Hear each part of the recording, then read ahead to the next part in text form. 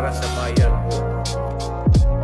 Nung siya pa ang nakaupo, ramdam natin ang kaligtasan. Pagkat dahil sa kanya, ang krimen ay nabawasan. Mga adik inorasan at sila ay pinasuko. Sa bayan kong Pinas, siya ang tunay na may puso. Ngunit ngayong tapos na ang kanyang panunungkulan. Kung tratuhin ng gobyerno parang salot sa lipunan. Siya'y pinagkaisahan ng mga nakaupo. Sa laban mo kasama kaming mga taga Cotabato. Ganito ba talaga ang batas sa Pilipinas? Sino pa yung nasa tama, ay siya ba ang nakaposa? Puti pa yung mga adik, meron kayong malasakit. Eh paano naman yung ginahas at pinatay ng adik? Sa guna niya nakasambi ang pagkamalapad silak. Mimbaso bang imatay no tagaw ang makagilag? Araw-araw may patayan na tila babaligsahan. At ang mga mahihirap ay lalo pang nahirapan.